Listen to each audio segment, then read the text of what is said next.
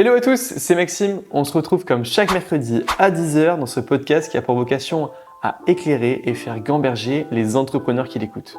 Pour me présenter, j'ai 21 ans, je suis entrepreneur et investisseur dans l'immobilier.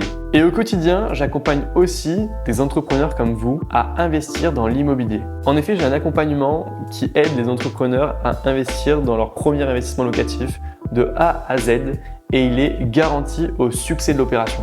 Juste avant de vous laisser avec l'épisode du jour, je tenais à remercier Blanc et son cofondateur Simon qui m'accompagnent sur le podcast. Blanc, c'est un compte bancaire qui facilite la gestion financière des indépendants. D'ailleurs, Simon est intervenu lors du 11e épisode du podcast que je vous invite évidemment à écouter après cet épisode et que vous pourrez retrouver sur toutes les plateformes d'écoute. Vous êtes aujourd'hui des dizaines d'auditeurs à avoir testé Blanc et à en être pleinement satisfait, à avoir une application qui vous aide sur votre gestion financière au quotidien et je vous remercie d'ailleurs pour les retours que vous avez faits. Pour tous ceux qui ne sont pas encore inscrits, je vous invite à consulter le site de Blanc, www.blanc.app.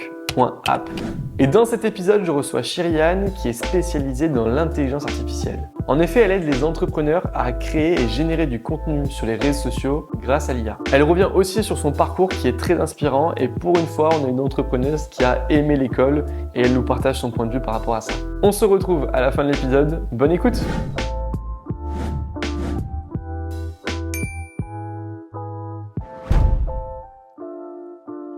Et on se retrouve avec Shiriane. Merci beaucoup d'avoir accepté mon invitation. Merci à toi. Est-ce que tu peux te présenter simplement en quelques mots comme tu te présenterais à ta famille, à tes amis ? Ouais, déjà merci beaucoup de m'avoir invité sur ce podcast, ça me fait énormément plaisir. Écoute, moi c'est Shiriane, fondatrice de Yakuza, petit jeu de mots entre IA et Yakuza. Peut-être qu'on y reviendra tout à l'heure. Avec plaisir, ouais. Sur ce petit jeu de mots. Je suis entrepreneur et du coup j'aide les autres entrepreneurs à intégrer l'intelligence artificielle dans leur business et plus précisément dans la création de contenu. Ok, super. Écoute, Voilà. On va y revenir dans la deuxième partie du podcast. Ouais. On va voir comment tu les accompagnes à travers ce que tu as monté. Yes. Est-ce que si jamais tu pouvais revenir quelques années en arrière, tu peux nous expliquer qui tu étais réellement durant ton enfance, ton adolescence ? Écoute, enfance classique, enfin... pas de trucs extravagants. Non. Ok. Ensuite, adolescence. Alors moi, du coup, au niveau des cours, moi, j'ai toujours été plutôt bonne élève. Ok. J'étais pas, je bavardais et tout, un peu comme tout le monde, mais j'étais pas mauvaise élève, quoi. Et puis, j'ai eu on peut dire, je sais pas, une petite crise d'ado. Et si tu veux, j'ai redoublé ma première. Et quand je l'ai redoublée, j'ai fait 2 fois pire lors du redoublement. Je suis passée quand même en terminale, mais si tu veux, ça allait pas trop, tu vois, dans ma vie. Et en terminale, je me suis dit, ok, là c'est le bac, il faut que je me reprenne en main. Et si tu veux, je suis passée de ma dernière terminale, du coup la deuxième, de aller vers les 3 derniers de la classe à les 3 premiers. Ok. Franchement, c'était limite ça, quoi. La remontada. Ouais, remontada. Et en fait, si tu veux, c'est juste que je travaillais pas. Ouais. Et forcément, quand tu travailles pas... je savais que j'avais des compétences, si tu veux, mais comme j'étais pas apte, l'environnement était pas sain, etc., donc je pouvais pas travailler. Du coup, t'étais je faisais aucun effort. Une bonne élève sur la fin. Il y a eu des moments difficiles dans ta vie qui ont fait que... si tu veux, mes 2 années de première, là, ça a été compliqué. Ok. Mais après, terminale, je me suis reprise en main. Okay. Et ça m'a un petit peu impacté au final, quand même, parce que l'année de première et l'année de terminale, c'est ce qui détermine un peu ton parcours après, tes études supérieures. Post-bac, exactement. Ouais, c'est ça. Donc, à l'époque, c'était Parcoursup, je crois. Ouais, exactement. Ouais. Je crois que ça l'est encore toujours même. Ouais, ça s'appelle toujours comme ça. Et si tu veux, je me suis moi-même... Donc, j'avais eu des bonnes notes, du coup. Ça va. Mais je me suis un peu moi-même bridée. C'est-à-dire que je me suis dit, avec mes 2 années de première catastrophique, ils vont jamais me prendre dans ce que je voulais, etc. Dans ce que je veux, plutôt. Et du coup, en termes de choix, je me suis moi-même limitée. Okay. Et j'ai eu personne pour me dire, mais non, mais vas-y, fonce, mets ça et tout. Si tu veux, j'aurais pu mettre, je sais pas, BTS, commerce international, etc. Et au final, j'ai mis juste un ou 2 choix, je crois. Et mon premier choix, c'était BTS assistant manager. C'est même pas ce que je voulais faire. Mais je me suis dit, au moins, j'ai mis un truc, quoi. Et du coup, j'ai été acceptée en BTS assistant manager. J'ai détesté. Franchement, c'était c'était trop nul. Ok, t'as pas aimé du tout trop ces nul. études-là? Et c'est là que je me suis dit, en fait, je veux pas être assistante manager, moi, je veux être manager, tu vois. Parce que, tu sais, on faisait des trucs hyper bateaux, du style réserver un billet d'avion pour ton boss. Ouais. Je dis, mais c'est moi, je veux prendre le billet d'avion, enfin, c'est moi, je veux voyager, c'est pas, tu vois, c'est pas moi qui veut prendre le billet, quoi. Et du coup, bon, j'ai fait mon petit BTS. Et puis, en fait, moi, j'avais toujours cette petite appétence pour le marketing, le digital. Mais si tu veux, j'étais grosse geek, quoi, sur l'ordi et tout. Mais j'avais pas j'avais pas les portes ouvertes, si tu veux, pour aller dans ça. Et du coup, j'ai cherché un petit peu le moyen d'y aller. Et du coup, ouais, après le BTS, en fait, j'étais en Normandie, donc du côté de Caen, et je trouvais pas de suite en fait de licence pro, etc. qui allait. Donc j'ai même fait une année d'LEA, si tu veux, vraiment pour combler le truc. Et puis du coup après, j'ai trouvé une licence pro à Montpellier, et c'était une licence pro qui s'appelait Information Documentation Numérique. Ok. Et si tu veux, j'aurais pu finir bibliothécaire, quoi. et si tu veux, j'y suis allée juste pour le terme numérique. Okay. Je me suis dit, c'est peut-être la lueur d'espoir vers la suite, tu vois, qui pourrait, je sais pas, m'ouvrir les portes du marketing ou du digital plus globalement, quoi. Parce qu'à ce moment-là, tu rêvais de faire quoi comme activité, comme métier même? Je pense que mon métier de rêve, ça aurait été ingénieur informatique, un truc comme ça. Okay. Je me rappelle quand j'étais petite, je regardais les écoles et je regardais les prix. Je dis, mais en fait, je vais jamais pouvoir faire ça. Tu sais, c'était, ouais, c'est ça, je pourrais jamais me le payer. Mes parents pourront jamais me le payer, etc. Et je sais plus c'était quelle école. Il y a une grosse école très connue. Ouais. Et j'avais regardé et je me revois, si tu veux, là, même en te parlant, je me revois devant l'ordinateur. En train de regarder. Les prix, mais c'est une grosse école. Il y en a une à Montpellier en plus. Je sais plus le nom. En ingé, je me rappelle, je connais pas trop les noms de. Même à école d'informatique et tout, enfin bref. Ouais. Donc c'était un peu ça que je voulais faire, mais du coup après je savais que j'avais pas fait bac S, tout ça, donc ça serait difficile de rentrer dans cette filière-là finalement. Exactement. Après en post-bac. Et t'avais quoi comme passion pendant cette période, toujours adolescence, aller jusqu'au lycée? La musique. Ok. Je chantais beaucoup. Ouais. Donc à un moment donné, j'ai failli dévier et me dire est-ce que j'avais des copines qui voulaient m'inscrire à The Voice, tous les trucs comme ça. Et moi je dis non, je veux pas et tout. Donc ouais, et ça m'aidait beaucoup parce que en fait quand je chante, du coup j'oublie tout. Enfin si tu veux, je suis dans mon truc. De manière autodidacte ou vraiment t'as pris des cours Non, jamais de cours, mais franchement peut-être qu'un jour j'aimerais bien prendre des cours de chant. C'est pour parce que je suis sûre qu'il y a des trucs que tu peux explorer au niveau de ta voix, tu peux aller beaucoup plus loin. Et ça se travaille. Je pense que c'est très technique et qu'on ne sait pas grand-chose en chant. Ouais, parce que des fois, t'as des personnes, ils ont juste un joli timbre de voix. Exactement. Et je pense que c'est un petit peu mon cas. Même si je suis pas Maria Carré, je te le dis. J'ai un petit timbre de voix. Pas, je te demanderai pas de chanter dans le podcast. Ouais, de toute façon, je le ferai pas. N'y pense même pas. Donc ouais, je suis pas Maria Carré, mais j'ai un petit timbre de voix. Et je pense que tu peux toujours aller plus loin. Et ouais, un jour, je pense que j'aimerais bien prendre des petits cours de chant pour perfectionner tout ça. Donc ouais, c'était ma passion. Ok. T'avais quoi comme rapport avec l'argent? Alors, je te pose cette question-là parce que le but, c'est de voir comment il a évolué. Quand on est entrepreneur, souvent, on a un rapport avec l'argent qui est particulier, qui est atypique. Toi, c'était quoi ton rapport avec l'argent quand t'étais dans cette période-là de l'adolescence? Hyper compliqué. Parce que moi, du coup, j'ai une période de mon adolescence où j'ai vécu seule. Genre, je sais pas, 16-18 ans. En fait, j'avais déjà mon petit appart de 10 mètres carrés. Et du coup, je devais gérer mon argent.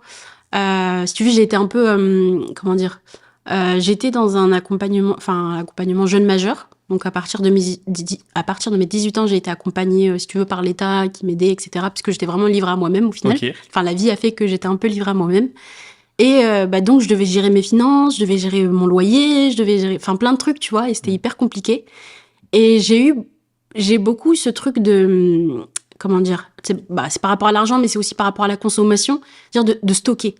Il fallait que je stocke de la nourriture, des conserves, pour que si un jour je me retrouve en galère, si tu veux, j'ai de quoi manger le lendemain, quoi. En fait, c'est un peu ça.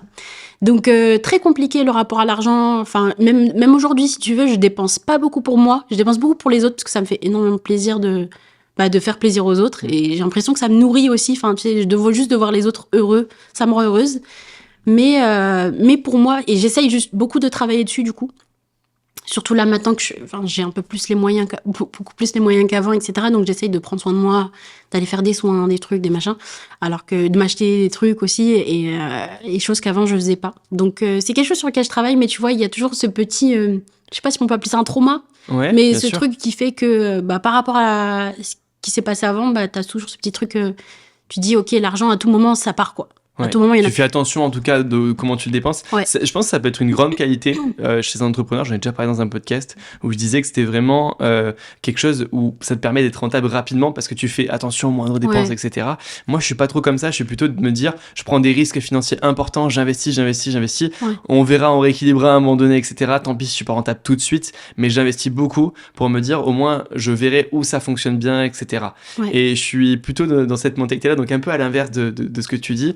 Et c'est vrai que ça peut être aussi un inconvénient parce que tu peux cramer de l'argent pour rien. Ouais, c'est vrai. Mais en même temps, ne pas en dépenser, c'est aussi ne pas en investir. Ouais. Et des fois, tu vois, acheter du matériel de podcast comme ça, des fois on réfléchit longtemps. Je me disais au début, on prend peut-être un Blue Yeti, on enregistre avec 150 balles. Ouais. Ouais, mais la qualité Et que la tu vas qualité, tu avoir, vois que derrière, que c'est pas top, quoi. elle est géniale et ça te permet de te Enfin, lancer ouais. et d'investir directement dans un beau podcast et que t'as pas à racheter après derrière. Tu vois. Et pour moi, c'est des fois on dit acheter pas cher. Enfin non, quand t'achètes pas cher, tu le payes vraiment cher finalement. Oui. Parce que Tu payes le prix de... du pas cher du Ouais. coup, de racheter après derrière et de compenser avec les autres éléments. Donc c'est assez intéressant comme vision là. T'avais quoi comme personne dans ta famille? Est-ce que t'avais des parents qui t'inspiraient dans ton cadre professionnel? T'avais envie d'être comme eux ou t'avais envie d'être différent d'eux? T'étais quoi comme... Alors moi, mon père, il m'a toujours dit, ne sois jamais comme moi. Ok. Ne fais pas comme moi. Parce que lui, du coup, il a arrêté les études. Et lui, pour lui, les études, c'est hyper important. Mais vraiment, je pense que même qu'il m'a un peu traumatisée sur les études en mode c'est hyper important. Il faut que tu fasses de longues études. Il faut que tu fasses un doctorat, etc. Bon, je suis arrivée jusqu'au master, mais le doctorat, je dis papa, arrête, c'est bon. Enfin, c'est pas que j'en peux plus, parce que moi, j'aime beaucoup l'école. J'ai toujours eu un bon rapport avec l'école. J'aime beaucoup apprendre, j'aime beaucoup étudier, etc. Mais il fallait que je me lance, quoi. Allez, business, go. Du coup, pour lui, c'était un peu compliqué, tu sais, parce que lui, il voulait que je fasse de grandes études. Mais si tu veux, pour lui, tu pouvais gagner ta vie que par un poste, je sais pas, un poste au cadre. Oui, de salarié, en fait. Salarié, finalement. voilà. Ouais. Il n'avait pas ce truc d'entrepreneur. Il sait pas tout ça, il connaît pas. Ok. Donc, ouais, il m'a mis beaucoup la pression sur les études. Au final, très bonne pression, puisque enfin, voilà, j'ai beaucoup appris.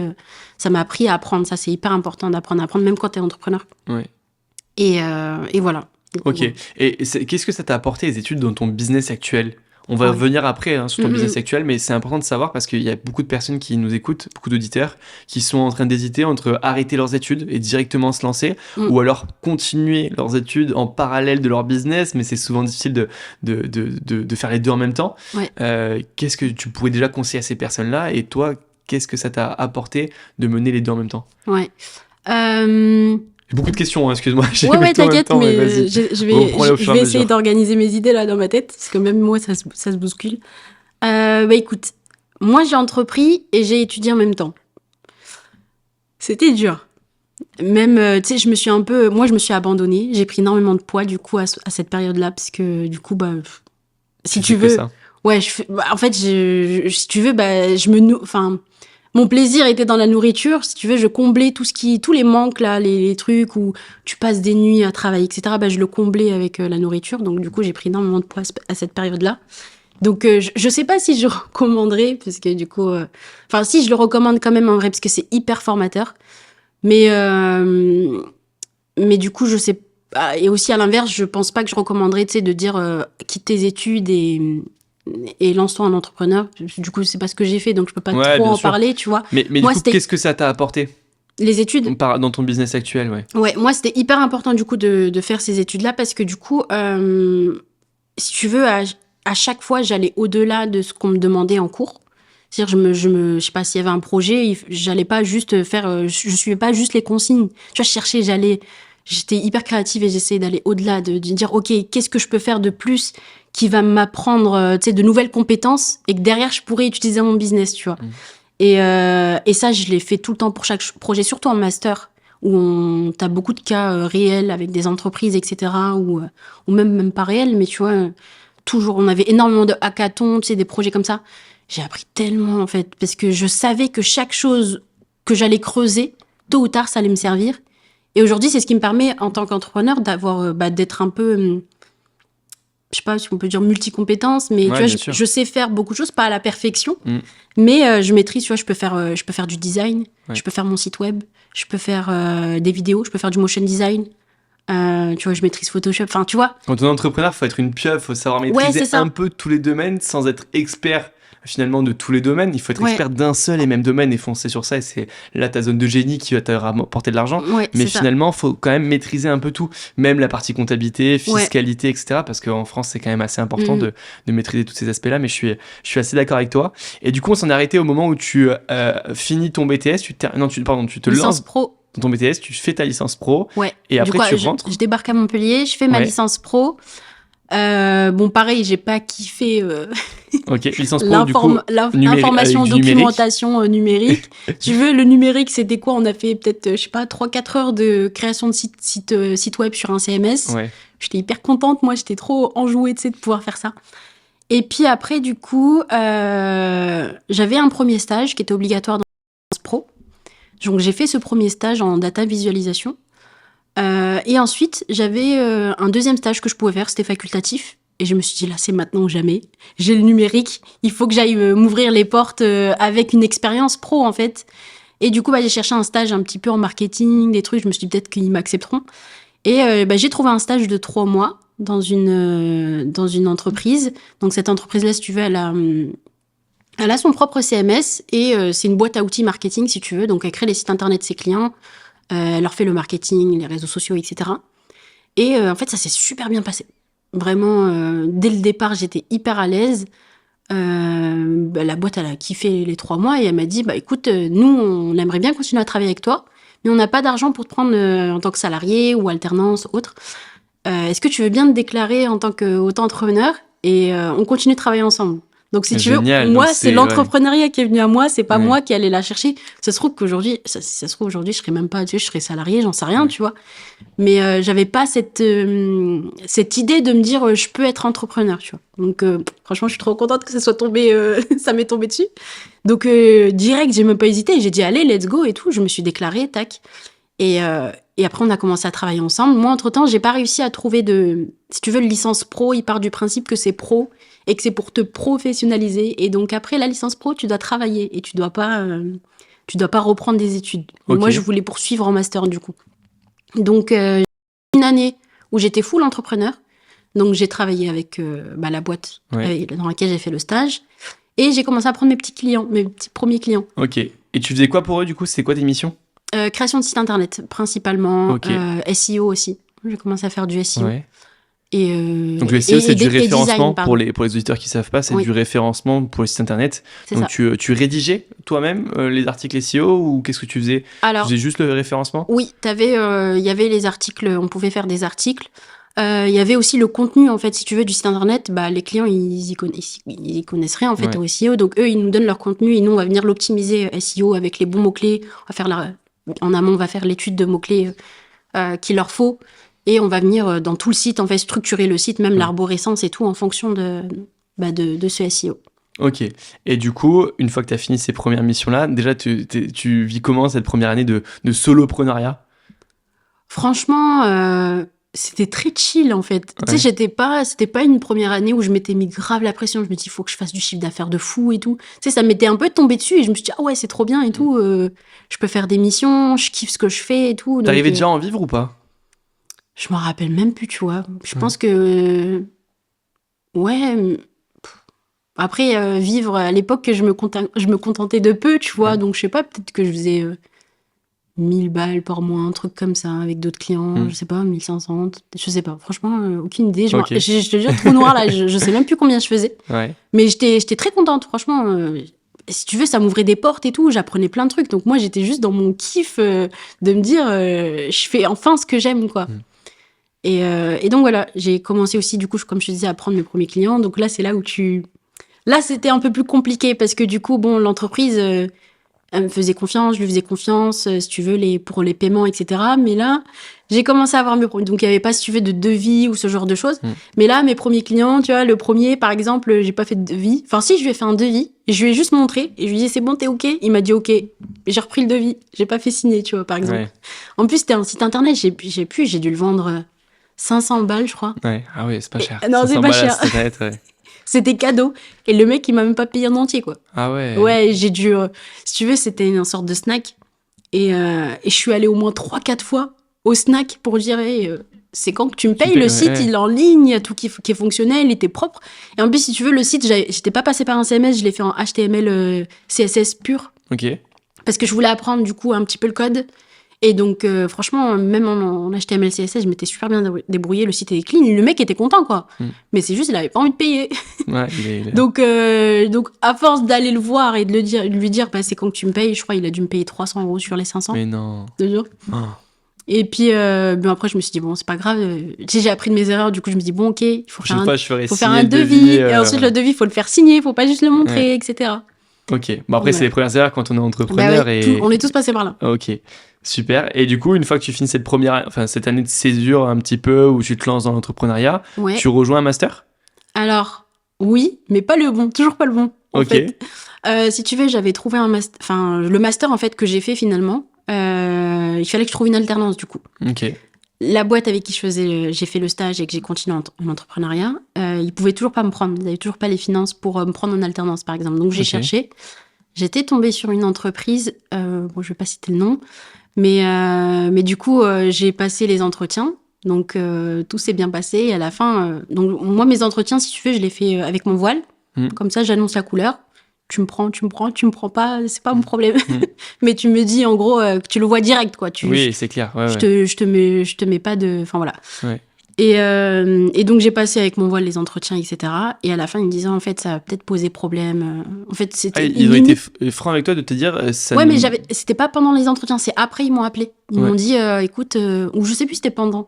Mais à la fin de l'entretien en mode nous on est ok pour te prendre mais juste il y a ça va peut-être poser problème. On va demander tu sais, plus haut, quoi, ce qu'il en est. Wow, okay. Donc, ils ont demandé, et effectivement, du coup, ça posait problème. Ils m'ont dit, bah, est-ce que t'es prête à l'enlever ou pas?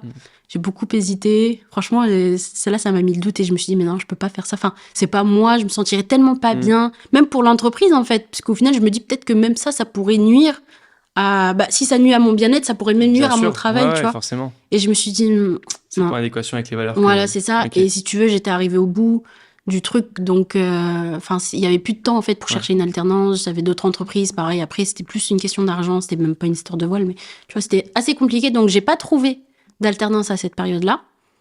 Du coup, j'ai fait un master. En fait, j'ai continué le master de la licence pro. Ok, ça marche. Toujours pour finir bibliothécaire, décidément. Enfin, je vulgarise le truc, c'est pas la seule débouchée, tu vois, mais c'était un peu le cliché. C'est une des débouchés majeures. Ouais, c'est ça, c'était bien le cliché, tu vois, la meuf du CDI, quoi, j'aurais pu être la meuf du CDI. Chose que je voulais pas, enfin, c'était pas mes aspirations. Et donc, j'ai fait cette année-là, pareil, moi, même si j'aime pas trop, je me donne à fond, tu sais, c'est hyper important pour moi de bien faire mon travail et de creuser à chaque fois, comme je te disais tout à l'heure. Donc, il y a eu ça. Et après, j'ai retenté encore pour le master. Donc, j'ai fait une seule année de master sur les deux, sur ce cursus-là. Et du coup, je me suis dit, il faut que je fasse ce que j'aime encore, il faut que je continue dans cette lancée-là. Et du coup, j'ai trouvé une alternance. Et en fait, du coup, c'est mon alternance qui m'avait prise en stage, avec qui j'avais fait. Ok. Finalement, c'était bon. Ils ont enfin les finances et du coup, ils peuvent te... Ouais, ils m'ont prise, même eux, ils m'ont dit, ah, toi, tu nous lâches pas la grappe. Hein. J'ai dit, je suis là, je veux pas vous lâcher. Non, mais ils étaient hyper contents, tu vois, parce que ça se passait super bien, je faisais du bon taf, donc franchement, tout le monde était content. Et donc, ils m'ont prise en alternance et j'ai pu faire mon master, du coup, expert en stratégie digitale marketing.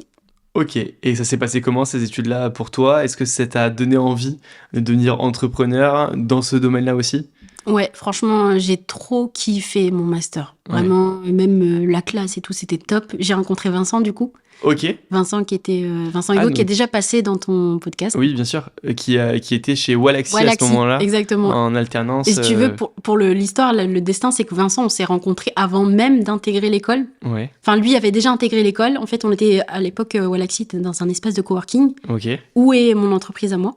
Et en fait, sur le repas du midi, donc j'étais avec mon petit Tupperware là, et je vois Vincent qui discute avec une fille, et il parle d'école, il parle J'avais l'impression que, enfin, tu vois, que c'était un peu le même cursus, parce que moi, j'avais pas encore intégré, je venais tout juste de signer l'alternance, donc j'allais démarrer, je sais pas, dans une semaine, un truc comme ça.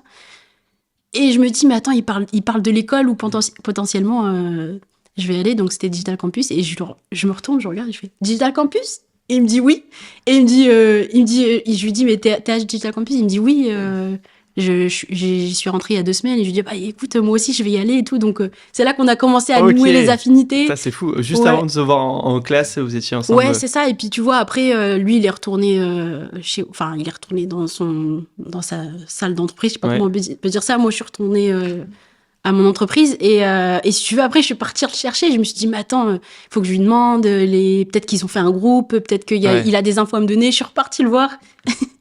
C'est là qu'on a commencé à créer des affinités. Il m'a intégré au groupe. Et puis après, le début de l'année, on a commencé ensemble, si tu veux. Et du coup, j'ai découvert que Vincent était entrepreneur aussi. Ouais, à côté C'est ça. de son alternance. Et donc moi aussi. Et donc on a commencé à créer des affinités de fou. Vincent, en fait, ça a un peu été mon coup de foudre professionnel. Ouais. Vraiment, j'ai trop. Même aujourd'hui, il est génial, tu vois, Vincent. il est top. Même aujourd'hui, tu vois, on est encore en contact. On a des business en commun, du coup, parce qu'en fait, on a commencé. C'est là que c'était en 2021. On s'est dit, ok, moi j'ai des compétences en SEO, pardon. Toi, t'es un peu expert en SEO parce qu'il faisait ça depuis, je sais pas, depuis tellement d'années, depuis qu'il a 16 ans, je crois. Il a été formé avec Walaxy, avec la bonne école, avec Amandine. C'est ça, avec Amandine Barthes et tout. Ouais. Donc, on s'est dit, ok, qu'est-ce qu'on peut faire avec nos 2 compétences? Moi, je crée des sites internet, lui aussi, il avait déjà créé des sites internet et tout. Et on dit, vas-y, on va lancer un blog en affiliation, et on va créer du contenu, et on va promouvoir du coup les affiliations à travers ce contenu. Et donc là, on se pose et on se dit, ok, comment on va créer ce contenu, mais sans... Parce que du coup, les cours, ça nous prenait énormément de temps et tout, tu vois. Même les groupes, si tu veux, on était souvent ensemble. Et du coup, c'est là, en 2021, que je découvre l'intelligence artificielle et que je commence à créer mes premiers contenus avec l'IA. Et je me dis, ah ouais, là, il y a un truc là. Là, l'IA, ce truc-là, ça va... À un moment donné, ça va péter, et puis ça va être... C'était juste incroyable pour moi, tu vois. Bon, je l'utilisais pas encore dans mes études, mais en tout cas, pour le blog, on a commencé à l'utiliser, comme je disais. Et au bout de, je crois, 6 mois, 6 mois de vie du blog, ouais. Je crois le blog, il avait atteint les 8000 visiteurs par mois, un truc comme ça. Ah ouais, donc c'est pas mal quand même. Ouais, donc c'est pour ça que je te dis que vraiment, je me suis dit, c'est un truc de fou, quoi. Ouais. Parce que du coup, ça veut dire que t'avais le contenu généré par l'IA, et puis nous, on rajoutait en fait par-dessus nos compétences. Donc on repassait sur le contenu, on venait ajouter nos compétences aussi, SEO, donc le bon référencement, les mots-clés au bon endroit, etc. Et avec Vincent, on était en mode, on était fous, quoi. On disait, mais ça marche bien, on commençait à générer un petit peu d'argent, etc. Donc on s'est dit, c'est trop bien. Et du coup, aujourd'hui, pour te dire, à la fin de notre master, en 24 heures, on a lancé, vraiment en 24 heures, on a été 24 heures sur un Google Meet, lui et moi. Et c'était juste à la fin des études, on a lancé distributeur.io. Qui permet de... en fait, c'est un service où tu vas payer tous les mois un pack d'articles qui est généré par l'IA, mais qui est repassé par... Et ce projet-là, il existe toujours ? Ouais, il est toujours d'actualité. Là, d'ailleurs, on va créer la société. Parce qu'en fait, on était... comment dire c'est sur les micro-entreprises, si tu veux. Là, on va faire vraiment le vrai truc avec nos 2 noms, etc. Et tu me disais, du coup, c'est des... je t'ai coupé, excuse-moi. C'est des fiches, du coup, que tu repassais ? Oui, vous repassiez, vous, derrière ces fiches-là, oui, c'est quoi le produit ? En fait, c'est des packs d'articles. Donc, l'article est généré... Les articles sont générés via l'intelligence artificielle. Ouais. Et ensuite, aujourd'hui, on a des personnes, donc on a une petite équipe, qui va repasser sur les articles et qui va venir l'optimiser. Donc déjà, outre l'optimiser SEO, c'est aussi l'optimiser en termes de contenu. Il faut que le contenu il soit utile, il faut qu'il corresponde à l'intention de recherche. Et donc, il faut qu'il soit utile à la personne qui le lise et pas juste du contenu pour faire du contenu comme on peut en voir beaucoup. Ouais. Et du coup, vu que ça a marché pour nous, encore une fois, on s'est dit, voilà, on va le proposer aux personnes, quoi. C'est qui vos clients sur ce type de produit-là? C'est-à-dire que, est-ce que demain, moi, si j'ai un site internet, je peux vous contacter et dire, voilà, je veux des articles de blog sur l'investissement locatif, Ouais, l'investissement immobilier, et combien ça coûte pour combien d'articles de blog? C'est quoi un petit peu le business model? Alors, du coup, c'est un abonnement, mais c'est sans engagement. Et si tu veux, j'ai même pas les prix en tête. Tu vois, en fait, on a tellement délégué le truc. Bon, là, on s'y remet un peu parce que là, on est en train de prendre un closer, etc. On est en train de tout remettre en place. Mais je crois que tu as tes 4 ou 5 premiers articles, c'est aux alentours de 200, 250, 280, quelque chose comme ça. Ok. Donc tu payes ce prix-là et tous les mois, en fait, c'est un distributeur d'articles, si tu veux. C'est pour ça qu'on l'appelait distributeur.io. Donc tous les mois, en fait, tu vas recevoir, soit tu nous donnes tes mots-clés, soit tu nous délègues. Et donc nous, on va venir sur ton site et on va voir les mots-clés les plus pertinents en fonction de ton trafic, en fonction de ton positionnement, etc. Et on va venir te livrer tous les mois tes articles de blog. Ok, qui vont permettre donc du coup de référencer au mieux le site internet et finalement qu'il ait la meilleure visibilité possible. Tout à fait. Ok, ça marche, hyper intéressant. Et cette boîte-là, vous pouvez as un peu des métriques sur le nombre de chiffres d'affaires, le nombre de clients accompagnés, le nombre de clients, le nombre de clients qui ont acheté les articles, etc. Ouais, alors on a, je crois, une LTV qui est de 3-4 mois en général.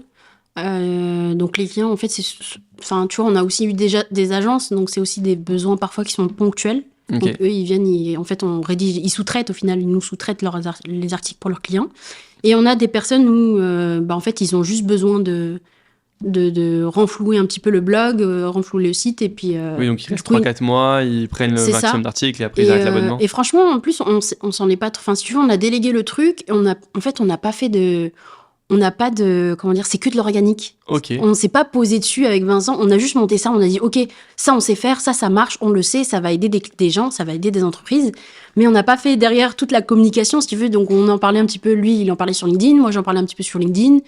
Mais sans plus, quoi. Même aujourd'hui, tu vois, je crois que le dernier post sur distributeur.io remonte à je sais pas combien de temps. Ouais. Donc, mais ça tourne tout seul, ça marche toujours, vous avez toujours des clients. Ouais, c'est ça, on a des clients qui, tu vois, t'en as qui arrivent, il y en a qui partent, etc. Ouais. Et franchement, pour un business qu'on n'a pas trop géré, je pense qu'on a fait, je sais pas, peut-être aux alentours de entre 15 et 20 000 euros sur l'année. Ouais, c'est pas mal. Sans gestion, c'est énorme. Sans gestion, en ayant délégué, parce qu'au final, au début, c'était nous qui faisions le repassage sur les articles, l'optimisation, etc. Et ça nous prenait trop de temps. Et du coup, une fois qu'on l'a délégué, mais au final, ça tournait tout seul. En fait, si tu veux, c'est un side business, c'est de l'argent qui rentre, entre guillemets, sans rien faire, parce qu'on a fait les efforts pour que ça roule, quoi. Il fallait créer le projet, quand même, créer, automatiser, etc., recruter les bonnes personnes pour relire tout ça et tout. Et donc, ces personnes-là que vous avez recrutées, c'est des freelances. C'est des gens en freelance qui relisent, qui sont payés comment à l'article, à l'heure de travail? Ils sont payés à l'heure. Ouais. Et puis même, si tu veux, même la boîte mail, on l'a déléguée. C'est-à-dire que même l'onboarding des clients se fait par des personnes, enfin, les tout freelances. Automatisé. Ouais, vraiment, on s'occupe de rien. C'est juste là, on remet le nez dedans parce qu'on voit le potentiel. On se dit, OK, on a réussi à faire Il y a une vision d'aller de beaucoup l'argent. plus loin. Ouais, c'est ça, sans pub, sans grande communication. 2-3 postes, non, j'abuse, mais il y a eu des posts qui ont été faits, mais sans forcing, quoi. Et on se dit, il y a quand même un potentiel. Donc, c'est pour ça qu'on remet le nez dedans, qu'on prend un closer, etc.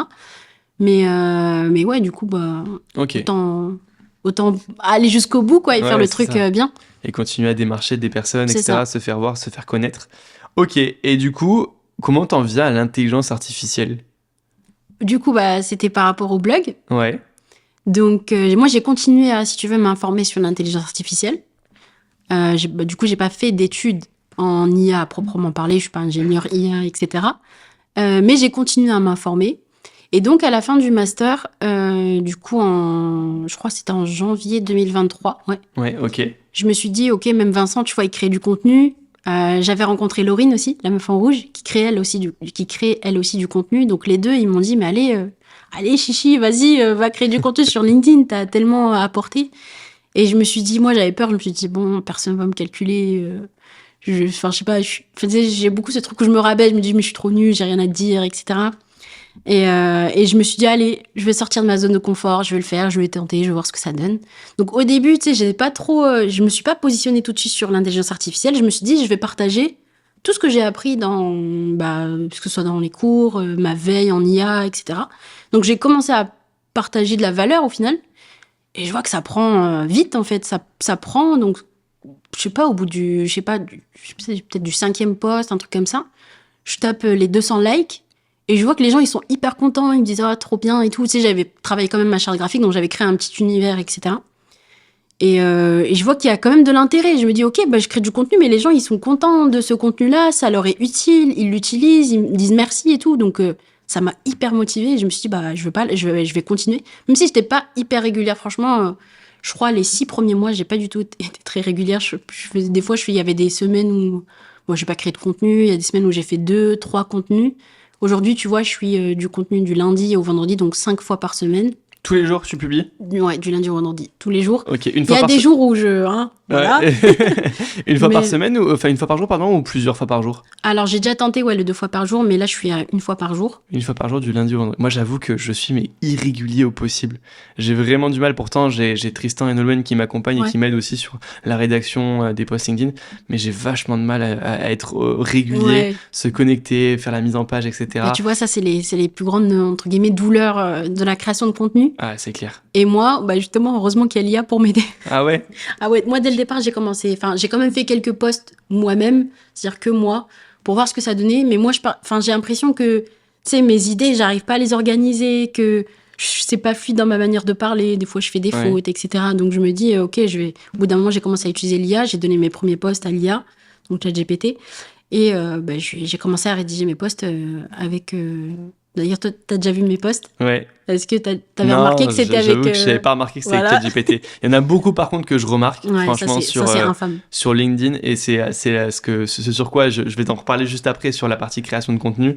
On finit vraiment sur la partie LinkedIn de comment tu t'es lancé là-dedans. À partir de quel moment t'as vu que LinkedIn, t'avais des premiers retours et potentiellement des premiers clients qui venaient grâce à ce réseau? Ah, dès le départ. Parce qu'en fait, si tu veux, l'entreprise, on en revient toujours à cette entreprise-là, mais franchement, dans mon cœur, à jamais. Mais du coup, même après la fin de mon master, donc, ils ont continué à me donner des missions. Donc, j'avais fini mon alternance, mais toujours en freelance. Donc, ils me donnaient des missions. Donc, j'avais déjà un client, si tu veux, régulier. Et dès le départ, avec ma création de contenu, j'avais des personnes qui venaient à moi pour, je sais pas, au début, vu que je parlais, c'était un peu très global, c'était site internet, logo, etc., design, charte graphique, tout ça. Donc, je prenais tout ce qui venait. C'était vraiment... toutes les missions, je disais, OK, c'est bon, on y va, on fait et tout. Et donc, j'arrivais à avoir 3-4 000 euros par mois. Donc, dès le départ, donc franchement, nickel. Et LinkedIn est une mine d'or incroyable pour trouver des clients. Et on s'en rend pas compte parce qu'au final, je mettais même pas de CTA, pour te dire. Ah ouais? Jusqu'à 6 mois de création de contenu, j'ai jamais mis un seul CTA. Et pourtant, les gens, ils me contactaient en privé.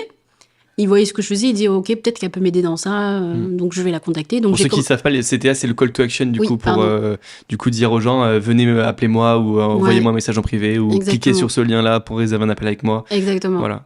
Ouais, donc j'en mettais même pas. Donc je disais même pas aux gens de venir vers moi, mais ils venaient quand même vers moi.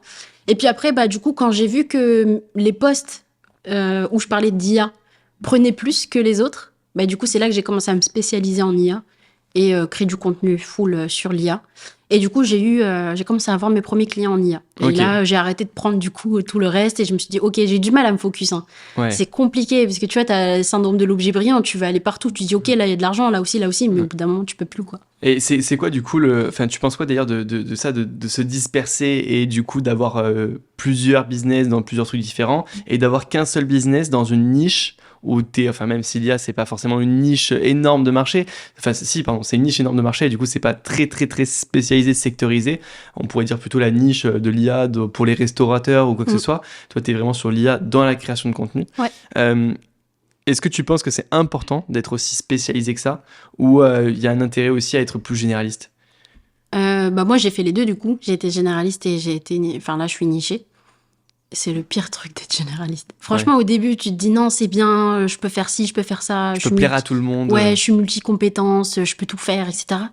Mais en fait, tu te rends compte qu'au bout d'un moment, moi, j'ai beaucoup ça. Même encore aujourd'hui, j'ai l'impression que je l'ai encore de me disperser très vite. Donc, c'est pour ça que je me fais accompagner pour être vraiment réglo, aller filer tout droit, quoi, si tu veux.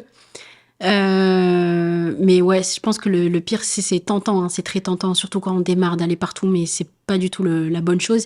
Et on voit que dès que je me suis nichée, déjà le chiffre d'affaires, vu que tu te focuses que sur ta niche, en fait, du coup, c'est plus facile, du coup, de trouver des clients dans ta niche. Et du coup, même t'es reconnu, en fait, entre guillemets, je dis expert, parce que expert, c'est un bien grand mot, mais t'es reconnu, en fait, apte à réaliser ces missions-là, et donc les gens c'est plus facile pour eux de venir vers toi. Et sont prêts même à te payer plus cher. Ouais, c'est ça. Parce qu'ils disent, ok, lui, il est bon dans ça. Ouais, c'est ça. Donc, il fait que ça, donc du coup, c'est sûr qu'il a des résultats dans ce domaine-là, etc. Après, c'est bien de passer par là aussi du très généraliste, parce que ça t'apprend que du coup, ça te met un peu des baffes, quoi. Ok, et ça te permet de voir aussi là où les personnes te demandent le plus de travailler, dans quel domaine elles ont besoin de toi. Ouais, c'est ça. Moi, ça m'a, tu vois. Et après, de t'orienter vers ce qui te plaît aussi le plus. Exactement. Donc, c'est pas mal finalement d'être généraliste dans un premier temps, puis après de se spécifier, etc. On culpabilise beaucoup les entrepreneurs. Oh non, mais c'est pas bien ce que tu fais, c'est pas bien. Je pense qu'il faut commencer par quelque chose qui n'est pas bien pour se rendre compte de qu'est-ce qui est bien réellement et de ce que tu as envie, quoi. Ouais, tu vas apprendre de tes erreurs et tu vas te rendre compte que déjà, tu as des choses que tu aimes plus faire que d'autres, parce que du coup, des fois, tu as des missions où tu dis, tu souffles quoi devant la mission, mais tu pas le choix, il faut le faire, le client, il attend. Mais tu te rends compte aussi qu'il y a des trucs qui te plaisent beaucoup plus et que au final, les gens, comme tu disais tout à l'heure, ils sont prêts à te payer beaucoup plus cher pour ce type de mission-là. Donc, franchement, c'est hyper formateur. Et comme je disais, moi, en master, c'est-à-dire que moi, je creusais partout. Donc, si tu veux, je faisais plein de choses. Mais vraiment, quand je dis plein de choses, c'est j'allais, entre guillemets, je bouffais à tous les râteliers. Et au final, ça m'a beaucoup servi, parce qu'aujourd'hui, même tous ces trucs-là, j'utilise pour moi, dans mon business à moi. Ok. Et tout ce que tu as appris finalement à faire pour tes clients, tu le fais aujourd'hui toi-même dans ton activité. Ok. L'IA aujourd'hui, dans ce que tu faisais pour tes clients, c'était quelle mission exactement? Qu'est-ce que tu vendais? On venait voir Chériane. C'est quoi que tu vendais? Alors, du coup, j'ai beaucoup fait d'accompagnement sur ChatGPT, comment utiliser Midjourney aussi. Donc, c'était beaucoup d'accompagnement très généraliste, tu vois. Ouais. Formation ou accompagnement? Plus d'accompagnement, en mode coaching, on se voit, je t'explique comment marche ChatGPT, etc. Ensuite, je te fais un petit document où je te récapitule un peu tout. Ok, génial. Tu puisses avoir une trace toi derrière et être autonome par la suite. Donc, il y a eu beaucoup de ça. Et ensuite, si tu veux, moi, j'en ai eu un petit peu marre de vendre mon temps parce que j'ai un gros problème. Et ça, c'est un problème de beaucoup d'entrepreneurs, c'est que je sais pas vendre mon temps. Je sais pas me pricer. Ok. Je me sous-price tout le temps. Okay. Je te jure. J'ai même eu une amie un jour, elle m'a dit, j'ai envoyé un devis et je lui ai dit, regarde, écoute, je crois que j'ai sous-pricé encore, regarde le devis. Elle m'a fait un vocal, elle m'a dit, la prochaine fois que tu fais un devis sans me consulter, je te coupe la tête. Et vraiment, mot pour mot, elle m'a dit, je te coupe la tête. Et j'ai dit, ok, c'est bon, je te consulterai et tout. Parce que vraiment, mais abusé, quoi. C'est dur, en fait, mais tu vois, pour donner un conseil par rapport à ça, même aux auditeurs qui écoutent le podcast et qui ont du mal, comme toi, à se lancer sur ça, moi j'essaie de vraiment voir quelle valeur j'apporte et qu'est-ce que ça apporte au client. Tu vois, si je lui facture 500 € de l'heure, et c'est à peu près ce que je facture aujourd'hui sur l'accompagnement, je suis entre 500 et 675 € de l'heure sur l'accompagnement en immobilier, je me dis quel est le coût que lui il va avoir si jamais il passe par quelqu'un d'autre, donc un conseiller en gestion de patrimoine, s'il passe par une boîte de clés en main, etc. Et VS, quelle est la valeur qu'il va avoir si jamais il passe par moi, et qu'est-ce que ça va lui permettre de gagner financièrement. De gagner derrière, parce que toi, au final, il te paye un certain nombre d'heures, et puis derrière, mais lui, il gagne beaucoup plus. Exactement. Donc, je me dis, moi, en fait, c'est l'argent qu'il va me payer, et finalement, il va pouvoir le gagner et le récupérer. Rentabiliser très vite. Exactement. Donc, c'est le but. Et j'essaye de penser un petit peu comme ça. On a le chien. On a le chien. Attends, je vais juste fermer le volet une seconde. Bon, petite interruption à cause du chien. Mais du coup, c'était de se dire, en fait, c'est vraiment par rapport à ce que tu vas lui apporter. Et la petite technique aussi que je donne dans la discussion, le rendez-vous commercial, c'est de se dire, qu'est-ce que tu manques à ne pas me payer ça? C'est quoi le coût, la perte que tu vas avoir à ne pas faire ce coaching-là? Et souvent, la perte, elle est beaucoup plus importante que le coût de cet accompagnement. Et quand on le voit comme ça, on se dit, ok, donc là, je suis au bon prix. Et l'inverse serait de se dire, je suis trop cher, et du coup, je suis hors marché. Et de me dire, voilà, je suis à 1500 € de l'heure, et la personne, elle pourrait gagner, par rapport à l'accompagnement, elle a besoin de 10 heures, et elle pourrait gagner 10 000 €. Donc, elle va payer 15 000 € pour gagner 10, et là, le calcul n'est pas bon. Elle me paye 5 000 pour gagner 10, là, le calcul, il est bon, il est intéressant, il est rentable pour elle. C'est parfait ce que tu dis, parce que du coup c'est ce que je commence à vraiment, tu vois, c'est ce que j'ai intégré et que je mets en place maintenant pour pricer.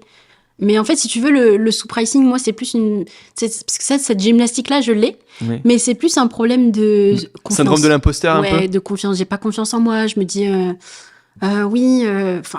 est-ce qu'il va trouver la valeur que lui attend, même si oui, ils sont toujours contents, etc. Mais Ouais, tu vois, bien t'as sûr. toujours ce petit truc où tu te dis, est-ce que je vais y arriver? Mais au final, tu y arrives, donc fais-toi confiance, mais je sais pas. Ouais, il faut faire attention parce que sous-pricer, c'est un manque à gagner énorme pour un Ah entrepreneur. oui, Donc, surtout le temps que tu passes derrière toi à faire les Ouais. trucs. Et en fait, c'est toujours quand je m'épuise à la tâche et je me dis, mais purée, je suis payée que ça pour faire tout ça. Mhm. Et là, je me dis, et là, limite, des fois, je chiale et je pleure et je dis, mais non, pourquoi j'ai fait ça? Pourquoi Et là, j'ai maintenant, c'est trop sous-pricé, tard parce etc. que du Bah coup, oui. c'est envoyé au client. Ah ouais, Donc non, tu par peux pas contre, je revenir en arrière. reviens jamais. Ouais, sur un prix que t'as Par contre, il y donné. a déjà des clients, je te jure, ils m'ont déjà dit, par contre, tu vas augmenter ta facture à la fin puisque ton devis, il est un peu trop bas. Je te jure. Ah ouais. Tellement je me Tellement, sous-price, en ok. fait.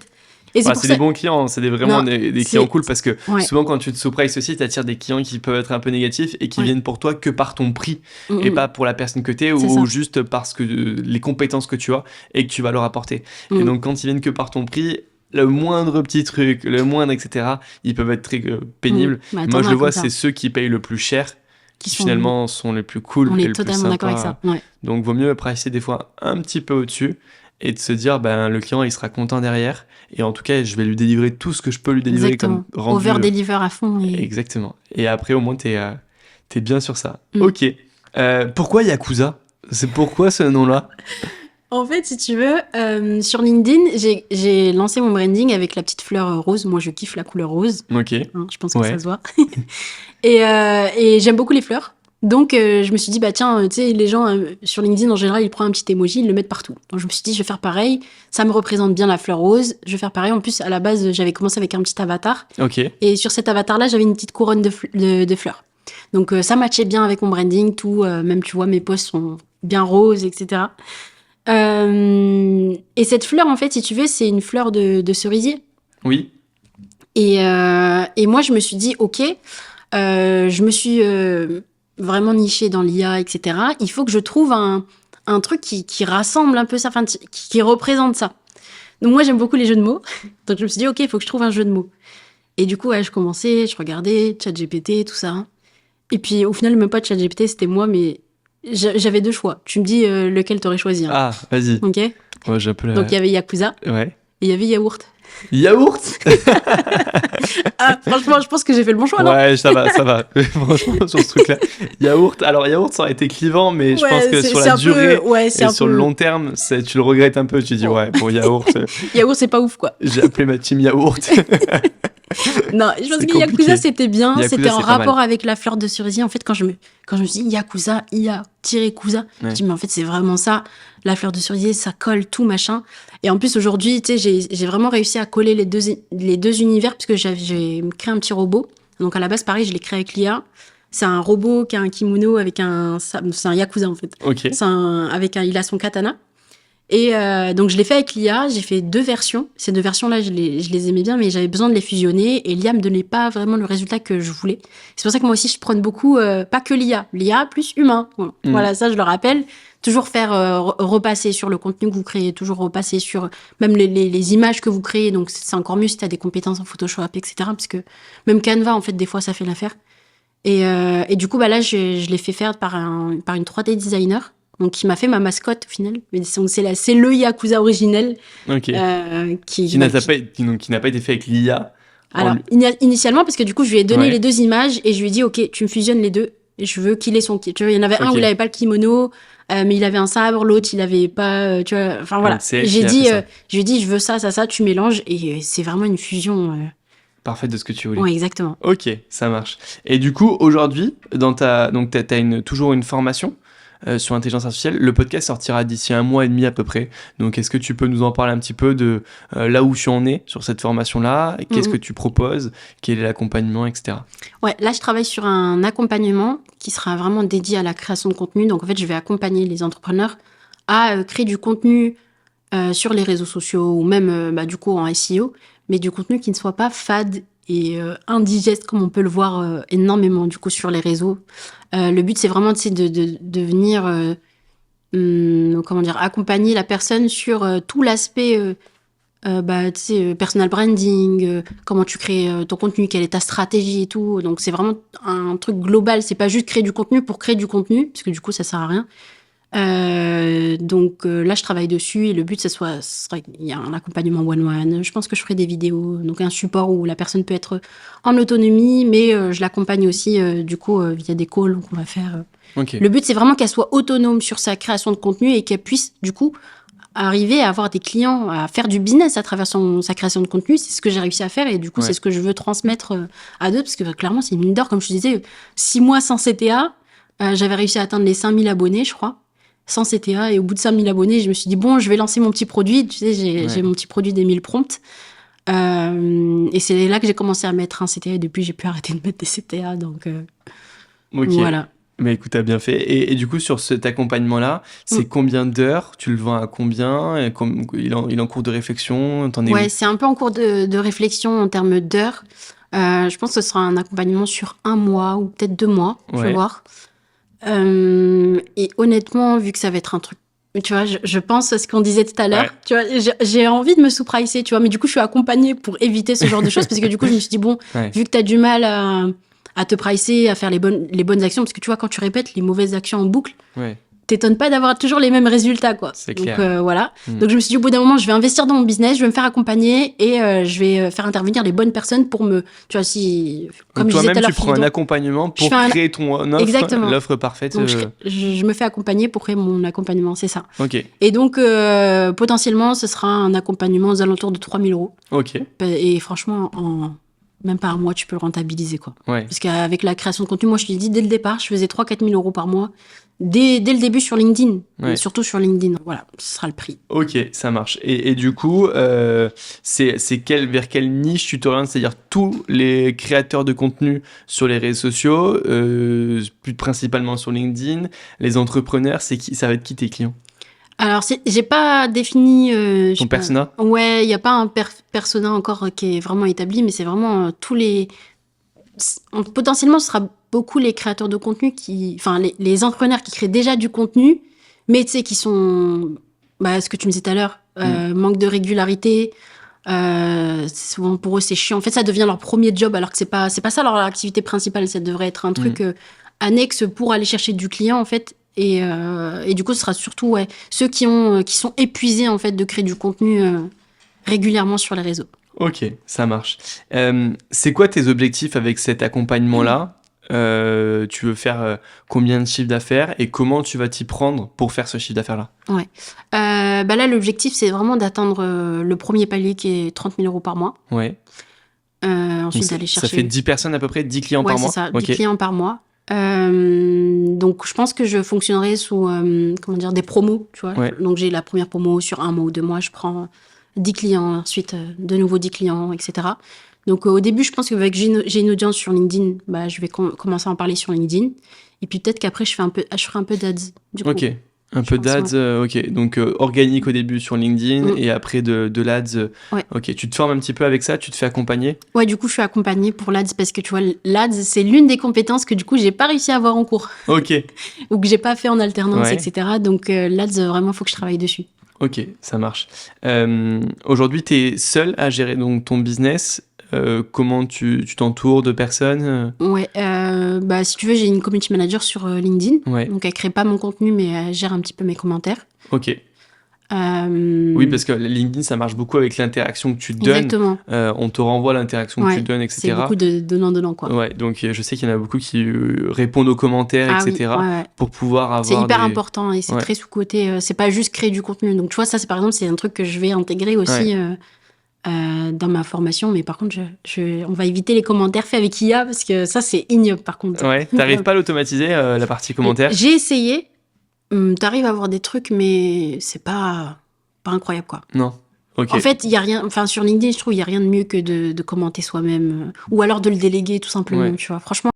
Mais quand tu le délègues, c'est hyper dur de dire, parce que moi, tu vois, si je demande à quelqu'un de déléguer, enfin, il va pas dire exactement ce que moi je pense vraiment, tu vois, c'est difficile. Alors, surtout avec ta typographie, ton parler, etc. Tu vois ce que je veux dire? Faut trouver la bonne personne. Moi, j'ai trouvé la bonne personne et franchement, c'est nickel. Dès le départ, elle a su. Et puis, c'est un peu comme ça que j'ai testé. Je lui ai dit, écoute, regarde ce commentaire-là, ça prend pas beaucoup de temps. Je lui ai dit, écoute, ce post-là. T'aurais dit quoi comme commentaire? Voilà, c'est ça.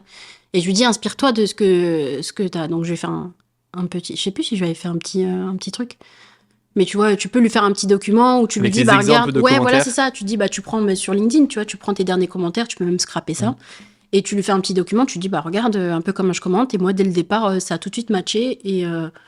Et franchement, il n'y a jamais eu de commentaires où... Limite, des fois, il y a même eu des commentaires où je dis, mais purée, c'est exactement ce que j'aurais mis. Et du coup, parce que des fois, du coup, j'engage moi aussi. Ouais. Je continue de le faire quand même. Je réponds aussi toujours à mes commentaires. Donc, des fois, tu vois, je suis sur LinkedIn, je scroll. Et en fait, je vois que ma CM, j'allais commenter. Elle a déjà commenté et elle a dit exactement ce que j'allais dire. Donc, tu Ouais. vois, C'est marrant, ouais. c'est nickel. Et c'est là que tu te dis, ok, j'ai trouvé la bonne personne pour. Donc, c'est juste une question, je pense aussi d'affinité. Elle travaille combien d'heures par jour pour toi?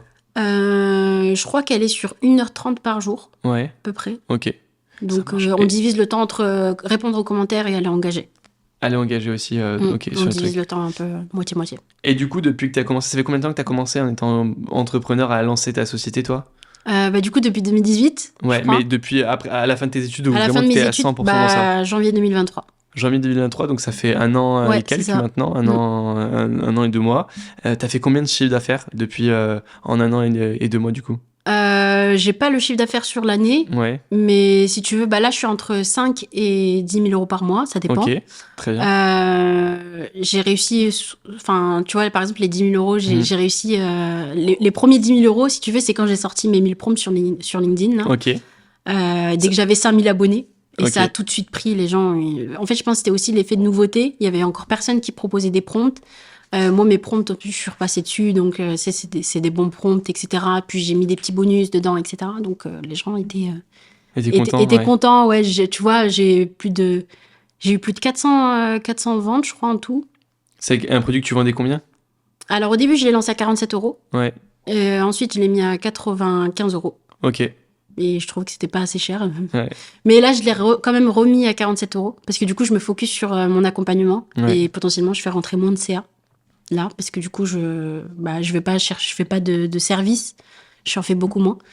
Et donc, ouais, tu vois, il y a 2 mois, j'étais à 7 000 euros, tu vois. Donc, en fait, ça dépend. Vraiment, Oui, ça varie en fonction des ventes, etc.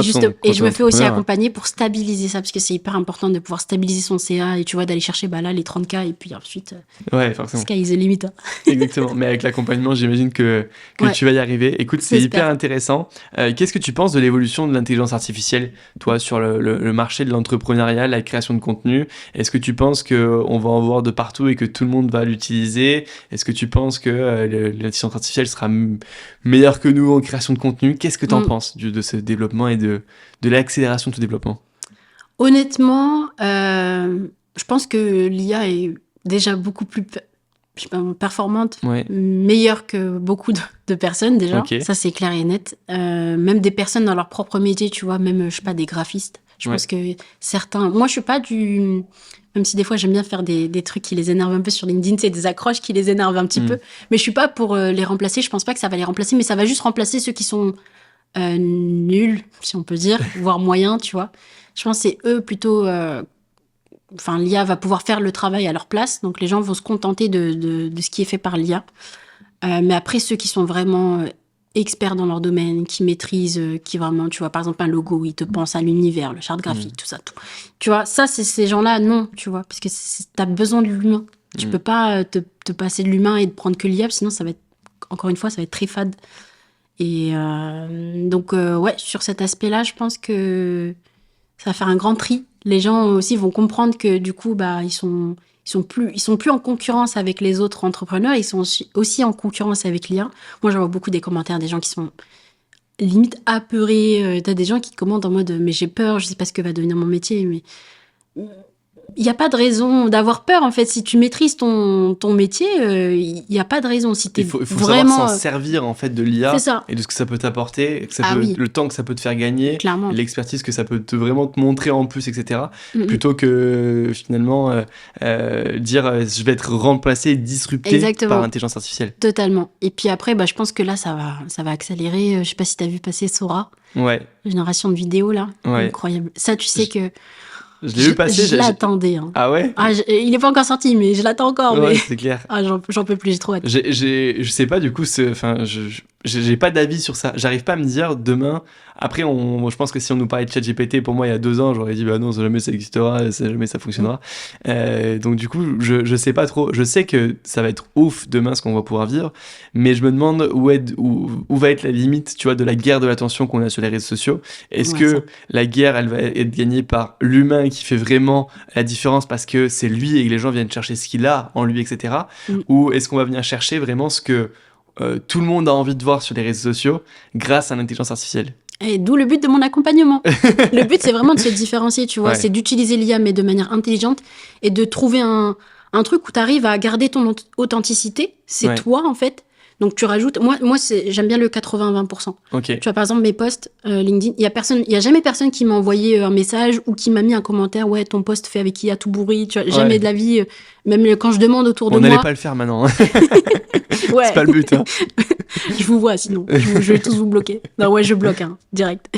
Mais ouais, du coup, 80-20%, c'est-à-dire que je vais donner la 20% de matière, c'est-à-dire je vais lui dire, OK, tu vas rédiger un post sur ça, je vais lui donner le contenu. Et lui, il va venir, en fait, rédiger, organiser les idées, mais il organise mes idées. Donc, du coup, vu que je le conditionne à dire ce que moi je veux dire, il va pas aller dans tous les sens inventer, et puis il va écrire avec mon style aussi, tu vois. Par exemple, moi, ChatGPT, quand je lui dis d'écrire un post, par exemple, au lieu d'écrire je te montre, il va m'écrire je te montre, tu vois, parce que moi, je parle comme ça sur LinkedIn. Donc, il va mettre vraiment J', TE, tu vois, je te montre. Des fois, il part un peu loin, donc tu vois, je le recadre, hop. Non, mais des fois, il me sort des dingueries, mais carrément, je rigole devant mon écran et tout.